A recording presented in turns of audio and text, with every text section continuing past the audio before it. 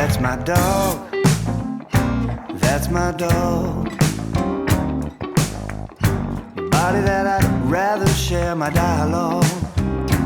That's my dog. That's my dog. All right, we got him on the phone here on the Skype call. Dave Kroyer. Oh. Hey, hello from Austin, Texas. What's happening, buddy? How warm is it there again? We're hitting between 80 and maybe 88 right now. 80 and 88.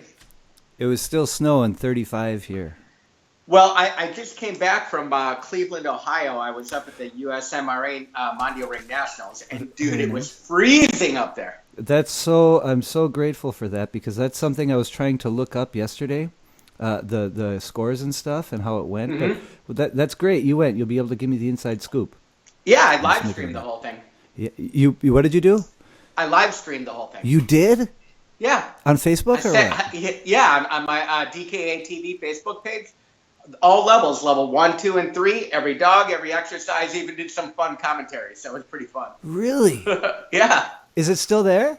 Yeah. Oh, choice. You can go back and watch everything. Oh well, gosh. I want to ask you commentary. I want to ask you some other stuff, but I'm really interested in that. How'd it go? Did you compete or no? No. They just brought me up to do the live stream, and I had to attend the Judges College. You know, they do every year at the Nationals. So yeah. Because you're a judge. Yep. A judge. It's great. So, wow. So who won? The Ring 3's Marie. Who? Marie. Your friend Marie. With her Dober? No, Marie with Fuel. Oh my God. Marie with the big the big Malinois. Yeah, the dark guy. You're the one who actually turned me on to her. Yeah, well she won. Yeah. Matter of fact, she's the only dog that queued. It was like 356. Second place was Todd Dunlap with 311. Broderick was in third. Those two dogs didn't queue, but they still make the podium. So. You know, she came here for a seminar that I had, and I saw the dog, and I was like, "This is a super point dog. Like, he's really clear. Mm-hmm. He's calm. He's calm throughout all the exercises." And I told her, I was like, "This is a really nice dog. Like, I'd be really happy." And she's like, "Well, he's the least favorite dog in our club," because everybody at that time had stuff from Mike Ellis, pretty much. Right. And you know, they're jacked. They're just totally jacked. And I remember talking to a decoy from her club, and he's like, "Yeah, he's kind of like the ugly duckling." And I predict, man, I should be. But you told me about her because I was going to Cleveland. This was like 4 years ago to do a seminar, and you're like, "Hey, this girl Marie's coming down to work with you. I told her about you. You'll really like her." I liked her. I liked the dog. I wasn't in love with the dog, if you know what I'm saying. But I'm like, yeah, man, he's doing everything. He's gonna make points, and he just started banging out these big Ring 3 scores, like 370s, 380s. I judged her, I think once or twice, and she got 370, 379 legit under me. Wow. Ha! Now, the dog's a little bit older right now, but yeah. He entered it, man, and he freaking rocked it, man. It was awesome. How old? He's probably like 7. Yeah, he's old, yeah. We're talking about how to keep him together to go to the Worlds this year in Russia.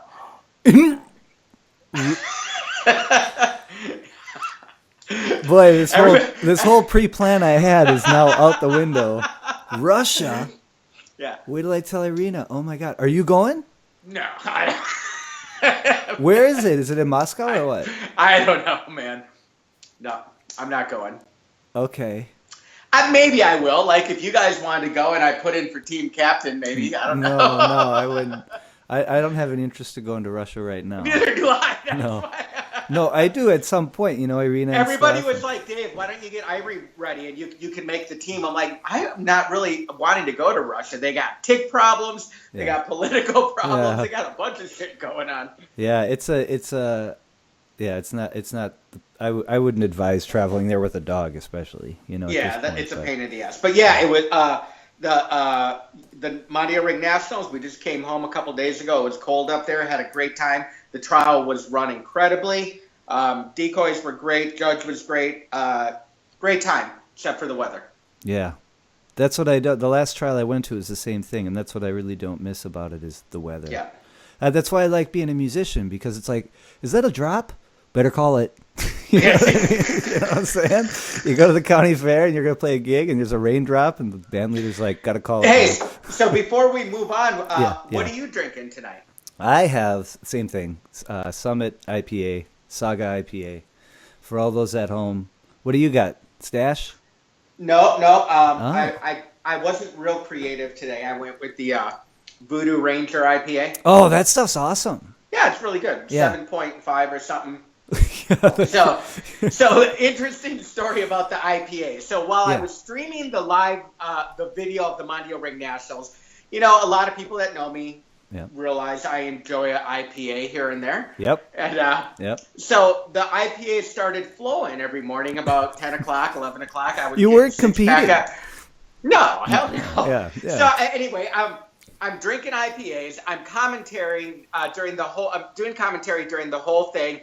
Every exercise, I had some people helping me too, and so every time I broke open a new IPA, I'd show the bottle, right, and we'd talk about it for a minute. So I get home and I'm on Bookface, and I'm checking my messages, and this poor girl, she sent me a message saying, I've got my new German Shepherd. I live in Canada. I'm trying to get into IPO, but there aren't any clubs.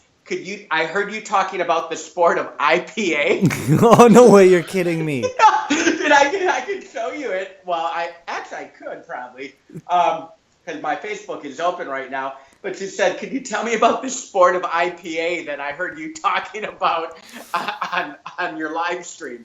So I nicely told her that it was a beer I was referring to and not a sport. But there should one of these microbrews you should hit them up for sponsorship for your competition stuff. Well, there actually is one I may talk to.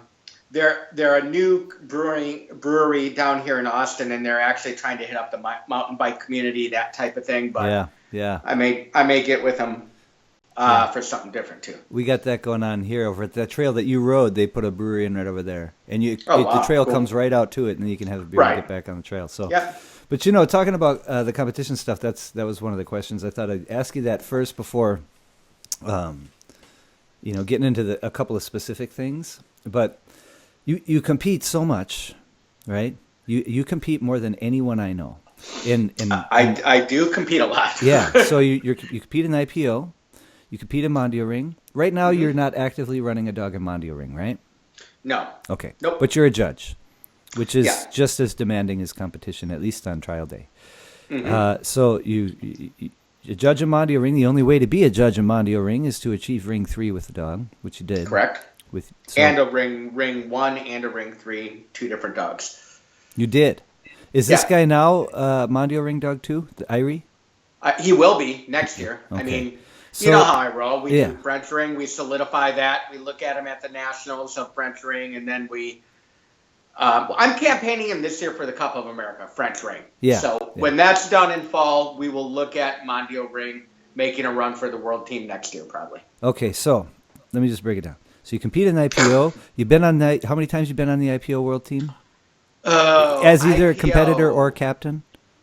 12. 12 times. 12 IPO teams, 2 Mondio Ring world teams. 12 okay, all right. And now you're going after French Ring world team. Yep. Okay.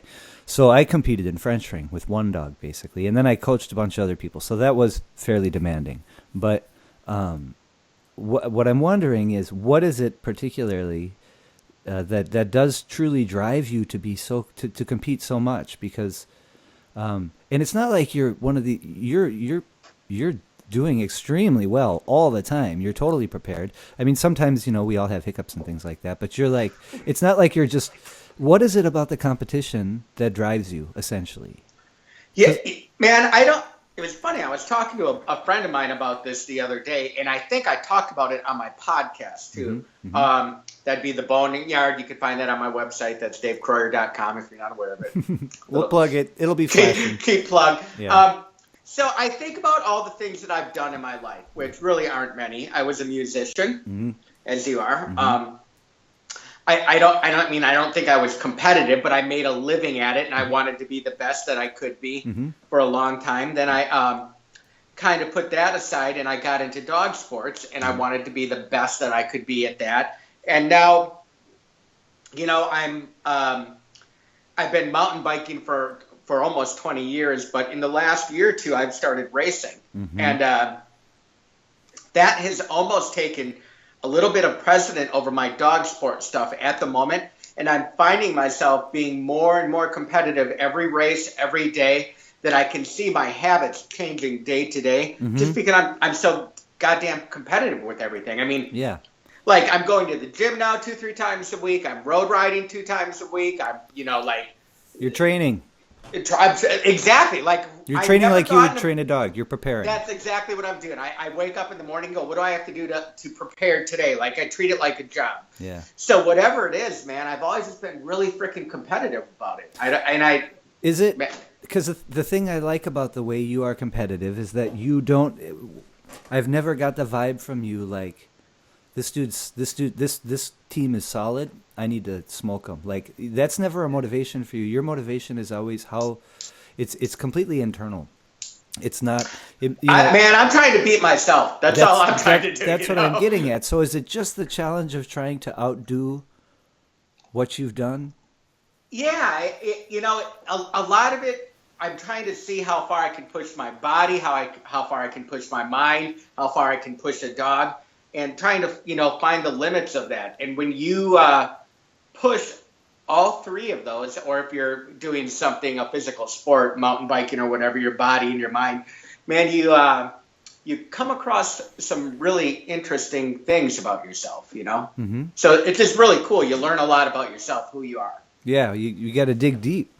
Yeah. And somebody once told me adversity shows character, and that's basically what all those situations are. Especially, yeah, you've got to be willing to put your ass on the line, because every time I go out there in a trial, and this is what the beginners don't realize. Yeah, man, I've been on 14 world teams. I've had a lot of success. I have had 99s and 100s in every phase. Mm-hmm. But man, I've had a lot of fucking fails too. Yeah, yeah. A lot of fails. Yeah. And every time you go out there, you have to be mentally prepared to fail. Like, I'm like, okay, I prepared my dog. I think I'm going to do good on paper. Here's what I'm thinking.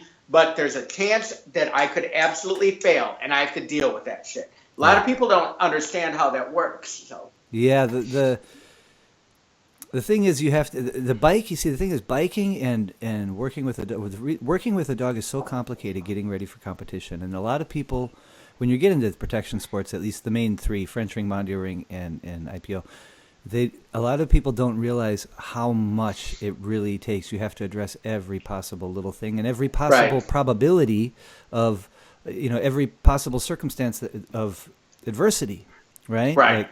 Like good decoy or this crazy exercise or whatever it might be. What's funny? We were talking about that. First of all, I want to talk about our regional IPO championship, which happened, a month or 2 ago. And I was really shocked at the newer people that were competing. They literally had no idea how it was going to be run, like that you were going to be parked quite a ways away from the stadium, that you had to pay attention to the whole trial, because they're not going to be really calling your name. You have to have your dog ready out of your car, prepared, potty, get to the warm-up area. You could be hanging out in that warm-up area for 10, 15 minutes, right? And you can't be correcting your dog. And I was like, wow, these people have no idea how to even, pass the club trial, what this is all about. Mm-hmm. Mm-hmm. And then this weekend after the Mondial Ring Nationals, and it happens with every national event in every sport, but then we look at Facebook, all the first-timers complaining and freaking out about, we can't believe the judge was honking the horn so fast from the prep line to the departure line. Well, fuck, man. What did you think we were at a fucking baby trial? Yeah, yeah. I mean, he even told you he was going to do that in the dog in white. He told you everything. So you know how, like, in French ring, when you leave your dog, there's no horn, right? Yeah, yeah. Okay. In most Mondial ring judges do not horn that either. Okay. This guy told everybody, I'm going to horn you when I want you to leave. Okay, no big fucking deal. Yeah. Okay, he Pay tells attention. everybody, pay attention. He tells everybody, You put your dog in your placement, you wait, either look to me or don't look to me, I'll horn, then you can go. Oh my God, everybody lost their shit, except the seasoned people. Yeah. All the beginners are like, oh my God, I can't believe we're doing it, blah, blah, blah. It's like, welcome to the big fucking dance, man. Yeah. You know, like, all these people always say, especially the Mondio ring people, I love Mondio ring because it's different from IPO and French ring. Whereas in Mondio ring, the trial is like real life, and it's different every trial. Well, it's like protection. Then what are you tripping out about a freaking horn for, you know? Or the prep line came too quick, you know? And I don't think people realize, like you said, proofing the dog and looking at every variable that could possibly happen, including the shitstorm weather that we had out there. Yeah, and the thing is, first of all, even if the weather is perfect, and your sleep was perfect, and the drive was perfect, and the dog is still totally sound throughout the trip, depending on how long you had to drive or fly or whatever, even if all those things are perfect, everything, you feel great, you're walking in, even as soon as you step foot in that ring, or you know, I don't know what they call it in IPO, but they call it a ring. Stadium, ring, whatever. The cards are down, man. You know what I'm saying? Like the cards are not stacked in your favor at that point. There's nothing dog with you. No, that's the difference between the dogs and biking. Essentially, that was what I was getting at, and just from my own perspective, I never really liked competing that much. I like training, and I like teaching, to the point of finishing. But when it's I'm like, man, I don't want to drive to Chicago and have to sleep in Motel 6 and get up and stand in the rain for 6 No, that's hard on you, man. That's what I mean. So it's like, we're not even talking about all these things you're talking about. You're not even talking about training the exercises, which is insanely complicated for all of these. You know, sports. the other funny thing is, let's talk about the mountain biking for a minute. When I started racing, I'm like, okay, I just have to be faster. Mm-hmm. About 2 months ago, I'm in really good shape right now. I'm really strong. My riding's been good, and I'm like, man, I'm going to do really well. It was a 2-day enduro race. Day one had 5 stages. At the end of on the last stage of day 1, stage 5, I had a fucking mechanical. Yeah. And it cost me I had to run the bike out. It literally cost me 2 minutes that I couldn't make back up. Now I'm when I go to races, I'm like, holy Christ, I got to have my bike running right. Yeah. I've got to be in shape. Yeah. You know, it's kind of like, the only thing is the bike's not living like a dog. Like a lot of crazy shit can happen with a dog. But sure. You know, like do anything that you want to do well at. You can't be a weekend warrior. You know, and I look at it like a job. Like whether it's IPO or ring, you know, I have tons of videos on peaking my dogs from 6 weeks out to the trial. That it's really, I wake up in the morning and go, well, it's my job. I'm clocking in. Boom, train Irie. Yeah. Boom, train Anton. Yeah. Right now with the mountain biking, boom, get your body in shape. You know. Yeah. And the day revolves around that. It's not like the day revolves around something different and then I add that in. It's like, nope, the day revolves around that shit. Yeah, it's inspirational, man. It is. I've always, and me and Irene have talked about. We're like, that Dave, he's such a cool guy, but my God, he's crazy. You know, because you go after shit you just become obsessed, and the thing is, you're still a cool guy. You know, because a lot of people who do that, I don't know about that. A lot of people who end up doing that, they're not cool.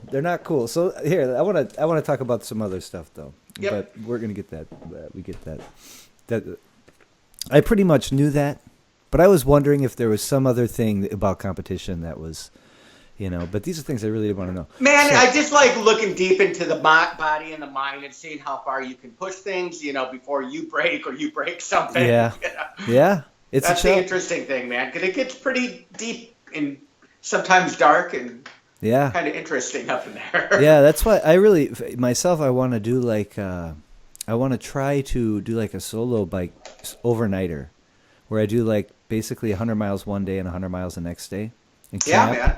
And just see how my body, I'm not even worried about my body because we've done 75 miles. I've ridden 93 miles before. And it's a mental game. That's really what I mean. Eventually, because you're alone and you break down, you know, and all that kind of stuff. Or you're tired, or you get frustrated. I know this from like guitar stuff. I have these moments now. I started taking lessons about a year ago with classical guy, and where I'm like full on studying, reading, doing all the stuff, right? Full on classical. And I haven't pushed myself this hard since I was like playing piano when I was a kid, because drums came pretty easy.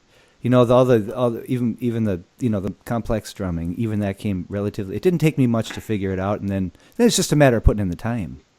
But when you can't get it from the start, like I got this guitar that's pretty expensive, man, and I want to throw it into the wall a lot, at least once a day. I'm like, anyway. So you were,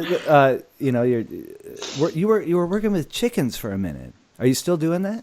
Yeah, I've got them. Yeah. So what did you? Man, if you walk and got a fucking leg around here, I'm training your ass. Yes. So what's up with the? I'm training my cat right now. I've got the chickens. We're still playing with them, and What kind of things were you doing? Ask me. Well, what kind of things were you doing with the chickens?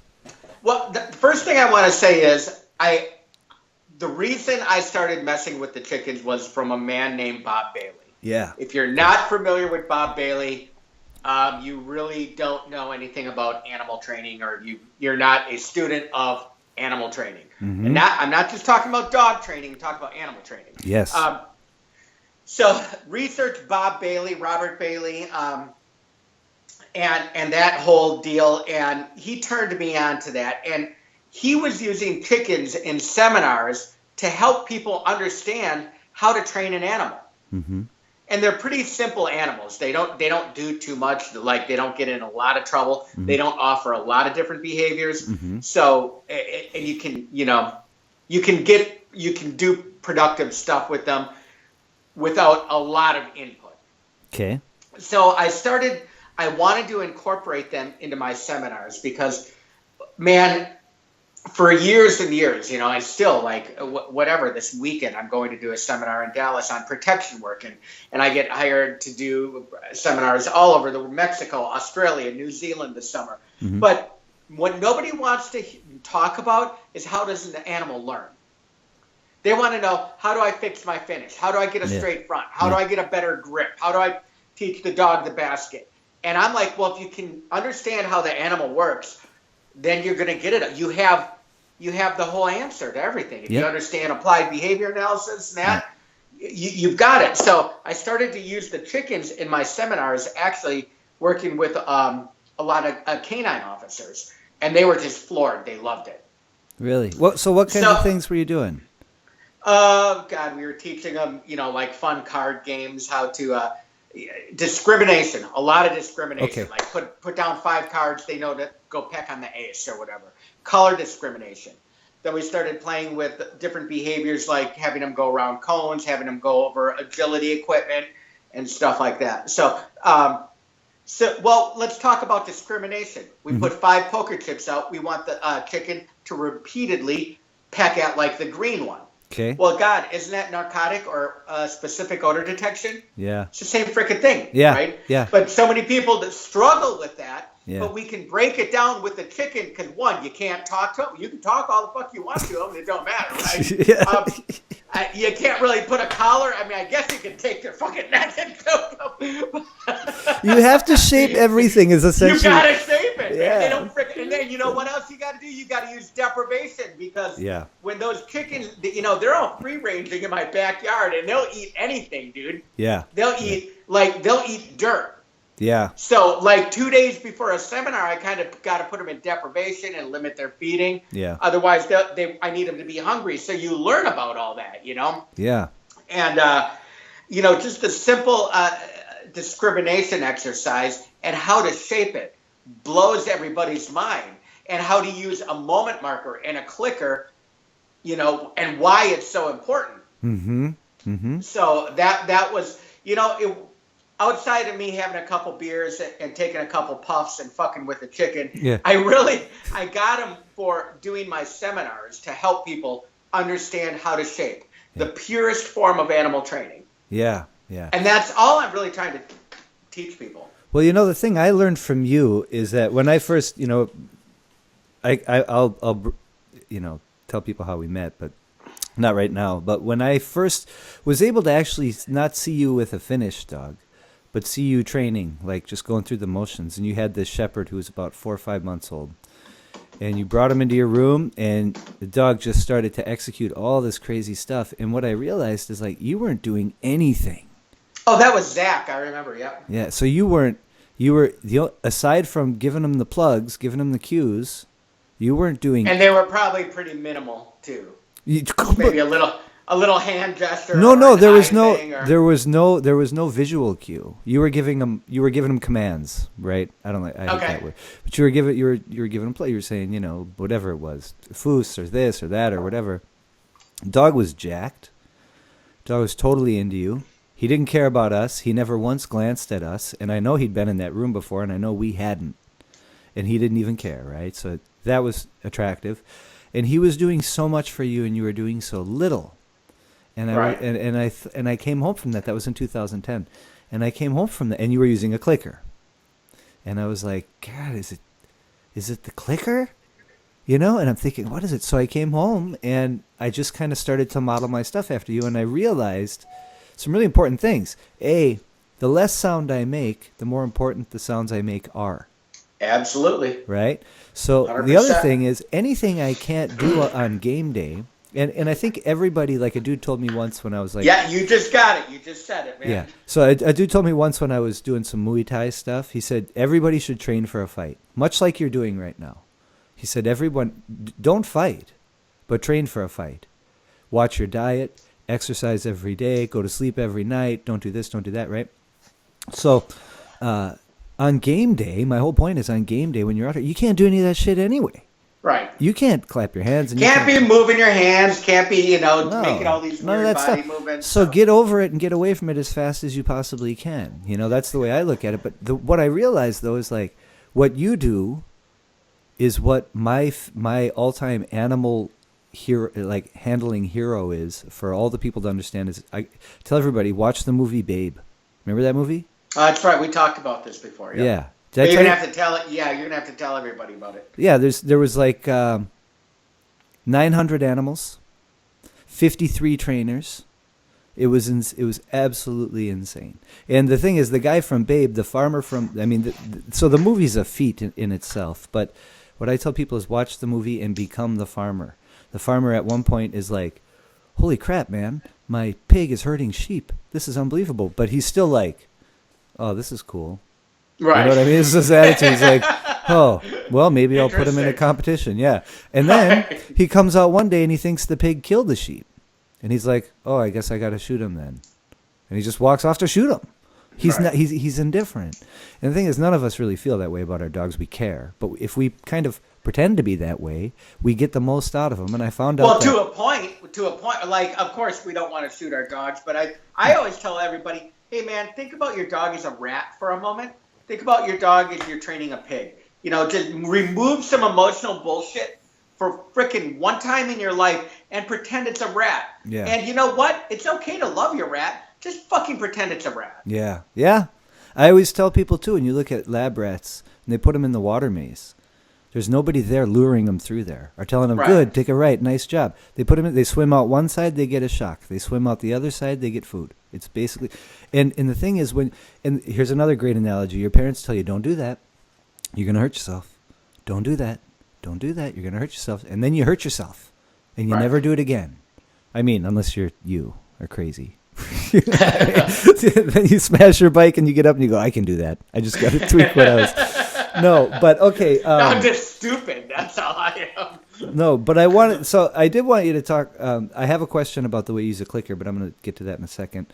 Before that, again, going back to that German Shepherd, and then obviously I've seen you with almost like since that point upwards of like a dozen dogs, I think, that you were, and you had a lot of dogs that just didn't make the cut for you. Yep, some didn't pan out. Yep. So, but you still worked with them, and every damn dog is the same. They're all jacked. Jacked in a good way. It's all internal. It's all towards you. I got to have drive. They've got to be pushing me. I'm not begging them. Yeah. They've got to want to do the work. They've got to bring they got to bring it to me. Yeah. Because like you said, I'm not going to do anything in training that I can't do out I mean, body language wise, I'm Yeah. not going to cheerlead the dog. Exactly. You're going to push me. Yeah. That's the whole thing. So that kind of brings me to my next question, which I got a pretty good idea about, but I thought it'd be nice for you to not be rushed and be able to explain comfortably your theory on one-way engagement as opposed to two-way engagement. Man, I've got the videos of The Art of Engagement on my website, and it explains everything there. And then we talk about it a little in my healing masterclass. But for years, the word engagement kind of been this buzzword in the last 5, 8, 10 years. And, of course, I've watched media and videos of other people talking about it, blah, blah, blah. But what I've always realized what I was watching was a handler or a trainer cheerleading a dog. Yeah. And I'm like, that's not really engagement. That's begging or cheerleading, right? Yeah. And so then I kind of compare that to, let's say we have a relationship with a man and a woman. Maybe it's an older dude with a really young female. And it's an old rich banker, and he's hanging pearls and diamonds and expensive cars in front of. That shit only lasts for so long, don't it? Yeah. So that relationship will break. It'll work for a minute. Yeah. But it's gonna fucking break down. Guaranteed, does every time. Yeah. So when I really thought about this, I'm like, that's what two-way engagement. That's me begging you and you begging me and a whole bunch of bullshit. I want it to be where it's one way, where I can be neutral, and the dog is telling me, pushing me. To make movement. Yeah, to do something with them. To go forward with whatever we're going to Yes. do that's going to produce the either release of dopamine, and the reward and that whole nonsense. We could go on and on about how that works. But it's really important, too, because check it out. Dopamine does not get released out of the brain with a reward. So when you're sitting there fucking cheerleading the dog with a tug, and doing all this shit, that's the dopamine is not being released then. Matter of fact, that whole thing's already done. Dopamine gets released with the prediction of reward. Exactly. So very, very different. Here's a really cool question to ask people. I did realize that, because if you ask, here's a fun question. Ask any kid, what's your favorite day of the week? What do you think they say? What do you think they say? The weekend. No. I guess. No? Now you're going to boggle me, but what do they say? Friday. Well, yeah, Friday. Weekend. That's what I meant. But not Saturday. Right. Because Friday starts the weekend. Exactly. Saturday always comes after Friday. You don't even know what you're doing on Saturday. It doesn't make a difference. Friday is always Friday because Saturday always comes after Friday. Man, that's a really good freaking analogy, man. I just realized it. I was like, and here's another analogy that everybody can relate to. Right? Let's say you go and you order a new bike. You buy a bike. Right? You're a bike connoisseur, much like I am with guitars and stuff, but you got a few bikes. So imagine you see this sweet bike, you want this bike, you order the bike, whatever capacity, and it's on its way, and you're tracking the package, right? A bike is a little bit different because it is more interactive, but whatever. You're tracking this package and it's coming, and then you see the alert that says on vehicle for delivery, and you're just like, pa, pa, pa, pa, pa, pa. You're just going nuts, and then you get it, and you're 10 minutes later you're and about 3 hours later, I'll go look at it. I'll go look at it later. Yeah, 3 hours later. When I'm watching the tracking, I'm like, wait, did it move down from Arkansas yet? Is it in Dallas? Wait, is it maybe 2 hours away? I've done it, and it's like, then you get it, and it's there, and then an hour later or 3 hours later, you're like, oh, there it is. Yeah. And the next morning, you're like, no, it's oh, true, yeah. Totally true. But it is the anticipation, so that's what you're trying to get at with this one-way engagement. Basically, and with warming the dog up in my trial prep, like I used to do a lot of what we call sampling in my trial prep. What's that? I do it. What's sampling? That's when you're giving the dog, you're showing the dog what's available for reward, right? Okay. You're going, hey dog, this is what's available for you, so you can come out and work. Okay. But even though I may give my dog 1 or 2 pieces of food, I don't do what I did in the old days, 10, 15 years ago, like make all this drive with the toy and the ball and swing it around before I go out on the field in a trial, because once again, the dopamine is released in the prediction of it. So if I teach the dog what play predictability is and put accountability on the dog, Jesus Christ, man, it's never ending. What do you mean by play predictability? If you don't mind. I got a video. That's a free video on my website. Here's the thing. Everybody needs to go to your website because it's an awesome way to get I'm interested let's quit talking about that. Talk about predictability, because it's really very cool. Okay. So dude, can you work with people? Yeah. You're watching people come out with their toys, right? Yeah. But the dog doesn't do anything until they present the toy. Like the dog's not excited, the dog's, sniffing the ground, and they got to get the toy out. Yeah. I need the dog to predict that the toy is available at any given moment without any information from me. Got it. So now check this out. We'll go back a couple years, maybe 5, 8 years ago, when I had like 4 German Shepherds and a Golden Retriever living in my house. Okay. At 2 o'clock every day when I was home, I would get them all out. We'd open up the front door. We'd walk out to my field, and my field's only like 40 meters from my front door. Yep. And then they would all run around, and we would just play Frisbee. Okay. So think about this. We do that every single day at 2 o'clock. After 6 months of doing that, what do you think starts to happen at 1:45? They're whining. They're scrambling. They're whining. Yeah. They're scrambling. Yep. And I don't even need to. I could walk out to that field and stand there in neutral, and they'd be spinning around, barking at me, right? Yeah. In predictability that we know it's going to happen, and I can start to extend that time frame, right? Sure. And then I go, God, this would be the perfect opportunity for me to interject behaviors if I chose to. Yes, because the dog is in such a heightened state of drive and so ready. One-way engagement. Yeah. Play predictability. It's all coming together, right? Yeah. And I go, well, fuck, man, why aren't we doing this in competitives? This, when you talk to most people, they actually probably they already make that happen. They're already doing it without even knowing it. Sure. But when they try to add it into training, it becomes so contrived and weird. Yeah. That the dog's like, oh, fuck it, I didn't really want this. I don't like this. No, it's funny. The dog ends up in this kind of, I guess if depending on who's listening, if you guys are, the real interest in Dave is his competitive nature and how he's able to just smoke everybody or just, smoke it all the time. You're doing great. But your dog, what we're talking about is a dog that just flatly goes through everything and a dog who's like just punching through everything. Because what I see is a guy. Before we even start. Yeah, I see a person walk out on the field with their dog on the left, tug on the right, in their hand. It's all like kind of a loose thing. The dog at some point, it's like, oh, whatever. Jumps over to grab the tug.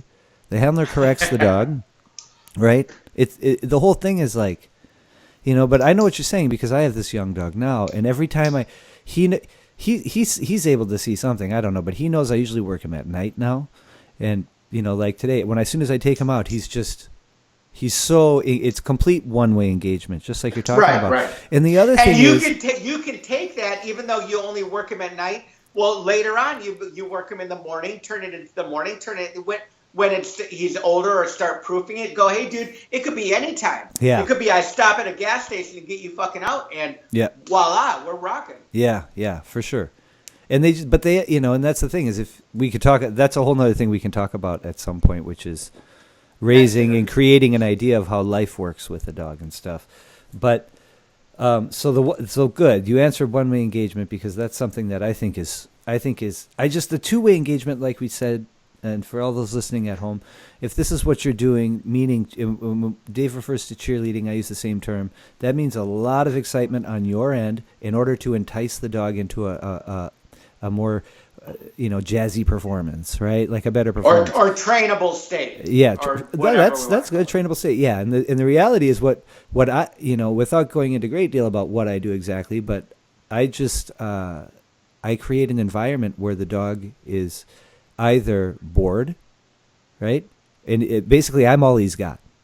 Right. I'm all he's You're got. using And deprivation. Yep, I use deprivation, and deprivation is such a beautiful thing. And essentially, this is what dolphin trainers. That's all they have, right? Absolutely. That's all they got. Because I even asked him. I said, "What's harder to train, the dolphin or the seal?" And he's like, "The seals." And I'm like, "Why?" And he goes, "Because when you walk away, when you deprive them, they just jump out of the pool and follow you. They start doing other shit, right? Like, fuck it. Anyway, I thought that was the funniest thing I heard. But no, then so you use a clicker. I use a clicker because you use a clicker. I actually use the clicker that. Were you behind the design of that clicker? The Star Mark clicker? Yeah. Yeah. So we don't talk about that too often anymore. Yeah. So this is. I was behind it. Yeah. So and I can't use another clicker. I've been using that clicker now. It's 2008. So for 8 years I've been using that clicker. I've probably had like 3 of them, I guess, over all these I'll years. forgive you. And you don't use that clicker? Hell no. What do you use for a clicker? What do I use for a freaking clicker? Yeah. Hold on, we got the DKA, right? Old school. Motherfucker, I ain't using that devil clicker that I ain't getting royalties from. DK, right there. Where's that? It's over this. It's over. There you go. There you go. Right there. Old school, baby. So you're like Irina. You like that clicker. So you click the clicker with your thumb. Yeah. So you know why I like that clicker that you designed? Because you can't fuck it up. Well, whether it's upside down or the other way. But also, I don't use my thumb.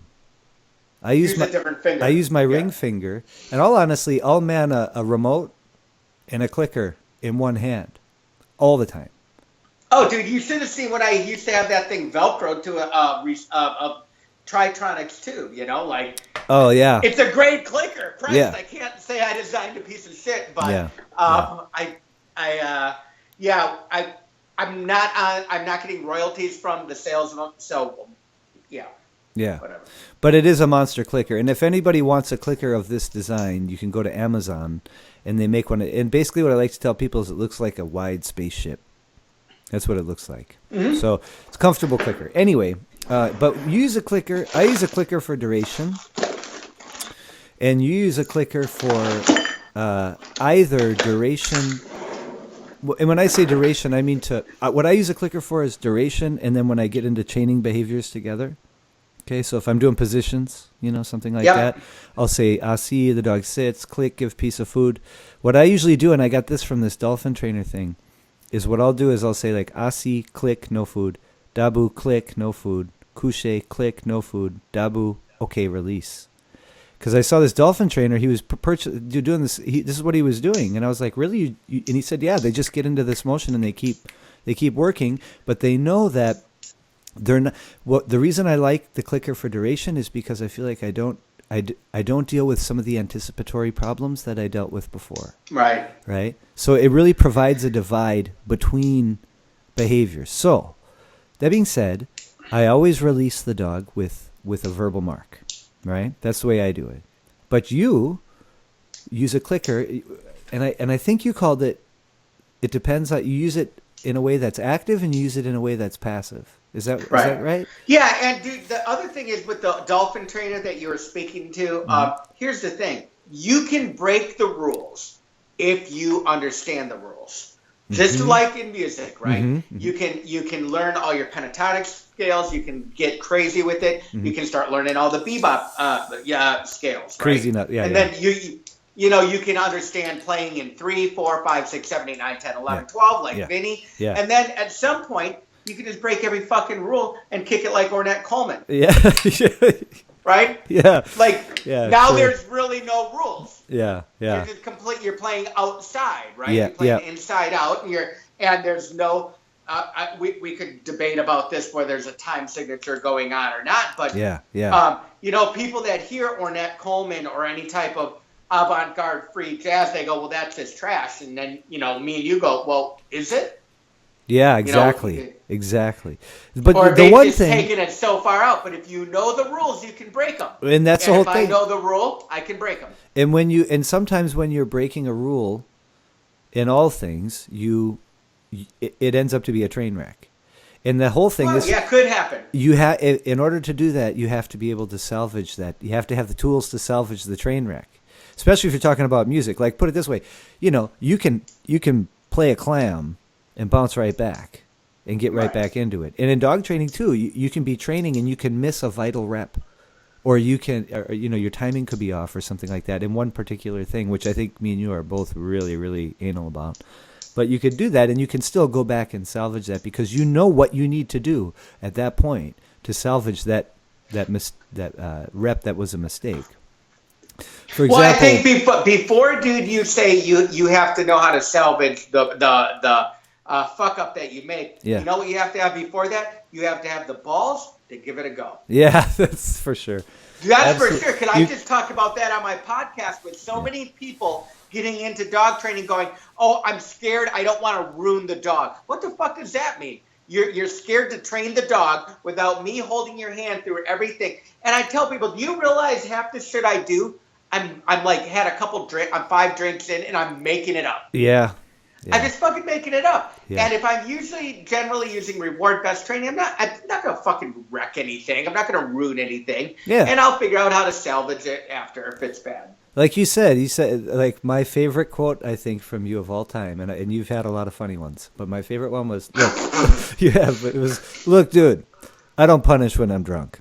Like that's right. That's it, man. But I'll tell you what I do. I do the same thing now when I go out there at night. Normally, now tonight I didn't because we had this thing to get ready for. But when I go out at night, I bring a beer, and I go out there and I do a couple things. I'm always working on something, trying to push it along.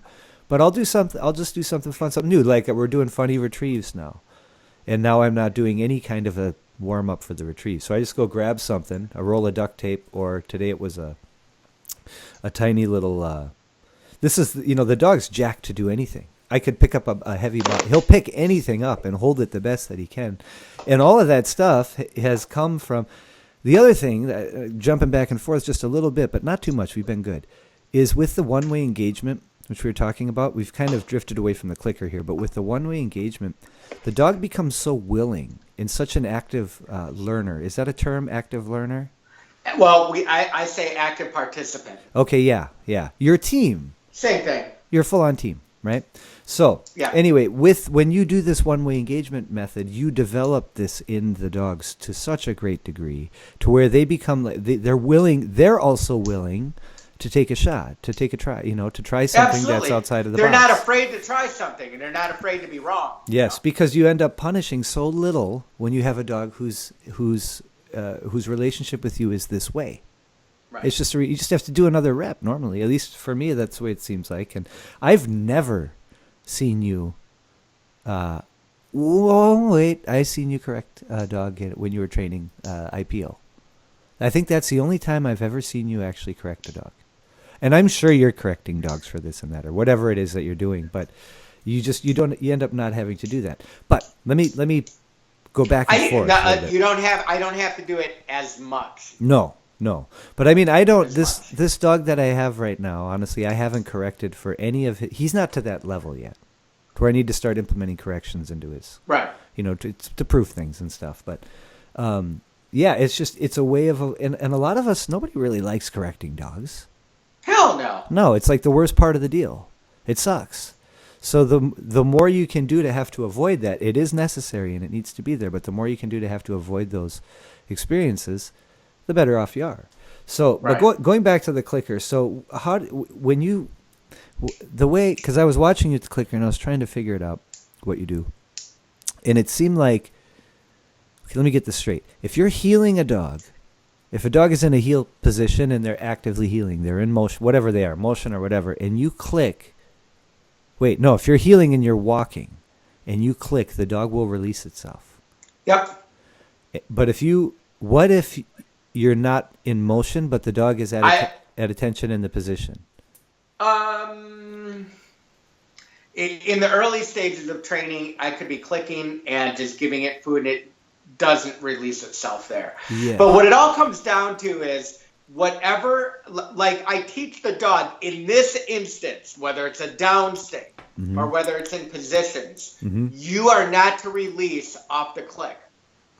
And it's very easy to teach the dog. I just did a video of that also with a puppy on a table. I was teaching the puppy, I want you to stay down every time I click. So I kept going, click, putting food down, click, food down, click, food. Then I said, you're free. That meant you could get up. Yes. But if I was doing other stuff, maybe a spin or blah, blah, blah, whatever. Click meant end of the behavior. Reward is imminent now. Yes, yes. So it does become truly active or you break it down in a way and you use it in a way. So when you're rewarding what would be an active behavior, which passive behavior would be like a stay or like, and the thing is what you said is really smart because you're doing it on the I think you used to call it an obedience table, or what do you call it? Yeah, the table. The table. So you're doing it on the table, which is very black and very white. Very clear. It's very easy Don't to move, understand. right? Yeah, and if I'm moving quick enough, the dog won't get up, right? Yeah, yeah. Because I remember with Enoch, what you would do, Enoch was your old bring dog. What you would do with him is you would you overdo everything, and that's what needs to be done in order to be ready for trial. I know this. You can't just go out there and train the exercises. You have to overdo the exercises. If saying, right. Like, here's an example for you. You've got to proof it. You have to proof it. And proof it again. Here's an example of what you would do specifically, so hopefully folks will get the idea. You would tell your dog to down stay for a face attack, and a face attack is, ring is so hard, and all these sports are so hard because that's what the dog loves the most, and they're just super pumped to do it. And you would put your dog in a down, and we have to proof the down with all kinds of stuff going on from the decoy in order to keep the dog down so that he doesn't release early, break the line. So you would click and scoot back like 2 inches, I think, or the dog would click and scoot. No, back. I would step back a little bit. Yes. And the dog would move back to me. Yes. Look at me, then I would click. Okay. So I was training him to do this weird behavior that every time that the decoy made all this attraction, he would want to instinctually move back to me, give me attention, and that's what would make it go. Instead of trying to go forward, right? Like, it's incompatible behavior. Yes. To make the thing happen. Yeah. And what was interesting is in that particular situation, when I saw you training, that was when we first met here. And when I saw you training, you were doing what I was doing essentially with the clicker. He was moving back. You or him or however it was being cued or signaled, I didn't pay attention to that. I just noticed the dog moving back a couple inches. You would click. Dog would look at you. Dog would move back a couple inches. You would click. So you weren't actually giving a reward every time you were clicking there. Was that because? No, but I think the click was for the dog to go. It was. Oh, I right. had it wrong. I'm pre-macking the behavior. You do the behavior, click, go. Yes, that's what it was. You weren't clicking each time. No, it was just like a kind of a... Yes, that's right. Shoot, I was wrong with that. It's still very interesting, though. So, all right, let me see. What else do I got to get to here? We're almost running out of time. Oh, man, I think we got everything. I think we covered everything, Dave. If we covered everything, I need 2 minutes of your time. Okay, so let's... Okay, so just want to say... Thank you, Dave, for being my inaugural conversation. This one's going to be called Drinks and Thinks with Dave Kroyer. I'm pretty excited about that. I need another one. Yeah, I do too. But we're not done though, brother. I need to talk about something. What's up? Okay. Tell me. And I talked about this on my podcast. Okay. I'm having a big problem with social media. Yeah. Okay. Okay. And I don't I'm pulling away. I've got to use it for my business and stuff, but it's really showing me a lot about people. And I'm freaking out because this has been happening a lot that I've been seeing on Facebook. People now are texting me this stuff. But here's a post, and I don't know what group it's from. A month ago, I thought this was very funny, and it's still funny today. But this is the third type of post I've seen this week. I want to read this to you, okay? Okay, I want to hear it. I'm very concerned. I'm seriously, the dog world's freaking me out. Okay. All right. Her name is Leanne. We won't give her last name. I don't know if this is a German Shepherd group, a Malinois group, but here's what she posted. A question. For those of you who let your dog sleep in your bed, how do you have that special time with your spouse with the dog around? Now, dude, you're laughing. No, bro, you ain't getting it. No. Other posts are all over the internet asking the same question. I'm going, what the fuck is happening with people in this world? Now, wait. So Wait. Is this just a normal person, or is this a... Dude, you're not on Facebook enough to see this shit, dude. This is a real question in a dog group. Oh. It's not like somebody just making a Facebook post who has a German Shepherd. She's in a dog group and saying... This isn't either like a German Shepherd group or a Malinois group or a... Dude, didn't I forgot to tell you about the one post this lady made. She said, I have a problem. Dude, this is not a joke. Okay. I'm going to tell you. She made a post. She was part of a husky group. Okay. She said, my husband keeps ejaculating into socks, and my husky keeps eating them and pooping them out. And she posted a picture of the fucking sock.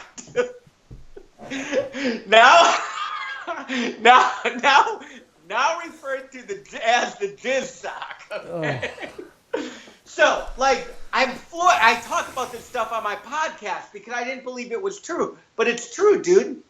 Like, and I troll these dog groups because I'm trying to promote my business and shit. Yeah. So, dude, here's a couple comments from that. How do you have your special time with your spouse with the dog around?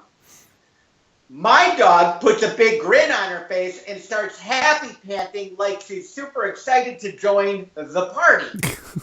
And then tries to help the two of us. It's pretty awkward, but the dog doesn't seem to understand. She thinks it's all a party and was invited. She's slowly learning to just watch if she's built. What the fuck, dude? Like, when aren't we the superior species? I'm not trying to be a freak or anything. No. But like, when did spending? I don't care if you're having that special time with your husband or you're trying to read a book with him. Put the fucking dog away. Yeah. When are we not the superior species? No. What is happening? How about this one? Here's another response. One of our dogs will lick our butts unless we lock him out, or he will try and mount me. He's not altered. What the?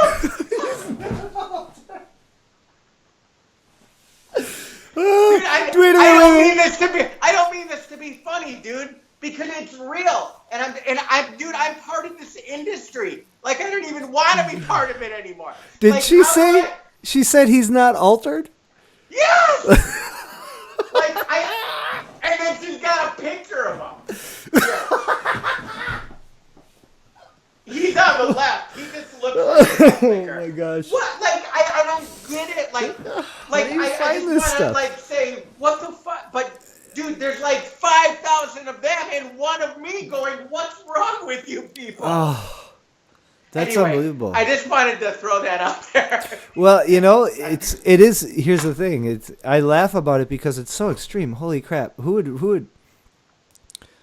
I mean, but dude, it's not. This is the third one that I've gotten this week from 3 or 4 different people from different groups. Because now I've got all these friends of mine sending me this shit because they know I like to talk about it. Yeah. So they're basically like, the first one was funny. Dude, the second one, I'm like, okay, this is weird. Now I'm like, holy Jesus Christ. Yeah. It's not just like one isolated post. That, well, you know what's... There's a fundamental problem, obviously, behind this. And if there are people who I still do lessons, man. I still do in-home lessons. I still, I can't. God bless you, bro. I can't do them anymore. No, and I remember I went and saw Carrie. We went and hung out with Carrie in Florida. Yeah, she's like, I can't believe you guys still do lessons. And I'm like, it's all right. I feel like it's my social duty, right? I really do. I need to help people that way. But you wouldn't believe, the things people think about when it comes to this stuff and how they're like, well, put them away. Like you said, put them away. Shut the door. How like, that? Why is he on the bed? Why is he on the bed? Yeah, and why is he in between? Thinking about it? Yeah. Why does it even matter? Right? Yeah. That's. But anyway, Every time we do these calls, dude, I could bring a couple and show you some more, and we can have fun. Because that's what I do on my podcast, dude. We call it Dave's Facebook Rants. Yeah, that's crazy. I didn't know. I mean, I'm not paying attention to that stuff at all. Oh, well, I have to because it part of, Yeah. it's not part of what I do, but well, it's definite. I'll tell you what, it's definitely entertaining. It's entertaining, but because I've got to use social media, I know what's happening with it, right? So I do have to follow. Social media, though, you gotta say though, because of social media, has there been? I mean, you're still active. Is there, because of Facebook and now Instagram and stuff? Is there more activity in ring sports now than there was, say, about 7-8 years ago? Dude, mind you, USMRA is about 250 strong. Is that ain't nothing, right? It's not. I mean, that's pretty good, isn't it? How many people are? Well, how many? 250 people, dude. Come on now, bro. How many people do IPO? 250. Well, I'm saying the organization. Yeah. In USMRA, there's about 250 active paying members. IPO is about 9,000. Wow. Okay. French Ring is about the 300-ish too, right around there. Okay, so it's about the same. Yeah, so I'm going 300 people. I mean, that, it's like, holy crap, that's nothing. Like, I've got 300 friends that I could call today and go mountain biking with them. Yeah, sure. I mean, there's a definitely a bigger demographic to reach with this stuff. That's the whole thing. But I do want to say that one of the reasons I wanted to have you on is because I believe that what you do is extreme. I'm not as extreme as you are, but I can be fairly extreme. But I don't expect or anticipate hardly anyone to do what you do. So that being said, though, if you do, like I said, everyone should. Honestly, at this point in my life, I'm. No, go ahead. What happened? Hey, you're gonna probably need to end this because I think one of our batteries are going, or we may have a poor network. But okay. At this point in my life, I don't expect anybody to be able to copy or reproduce what I do, because what I realized is that I'm an actual student of animal behavior where a lot of my clients are not. But, man, if I made an influence on one person like you or somebody else, dude, that, if I planted the seed in one person's head, that makes me happy. So I'm going to end with that. All right, man. Thanks for being on, Dave. It's always great. All right, man. Can't wait again, brother. Yeah. Hey, cheers. Can't wait to have you in the studio and go biking afterwards. We got it, man. We'll talk to you later. All right. Take care, buddy. Bye. Bye. Well, there you have it. That was our conversation with Dave Kroyer tonight, and I really had a great time. I hope you guys enjoyed the interview. You can find him at davekroyer.com. He also has a DKA Dave Kroyer Academy TV account that you can find on Facebook. And what Dave has is he has a lot of his methods online where you can subscribe to his service for, I think it's like $10 a month or something. And he's constantly pumping out videos of how to do different things, super particular things, whether it's obedience or tracking or protection work, dock diving. He's into that too. So you can find him again, davekroyer.com, and I really want to thank him 1,000 times over for being on the show. It's tons of fun. And thanks again for tuning in, you guys. Please, this is Red Star Kennel's page here on YouTube and Facebook and stuff. Like, subscribe, check it out, share, all that kind of stuff. And there's more to come. We've got a lot of exciting people who are going to be on the show, some quite regularly, almost all the time, and other people have special guests. So again, thank you. This was our first conversation piece here in this series. And again, thank you 1,000 times for watching it. You guys have a great day and safe training. That's my dog. That's my dog. Nobody that I'd rather share my dialogue. That's my dog. That's my dog.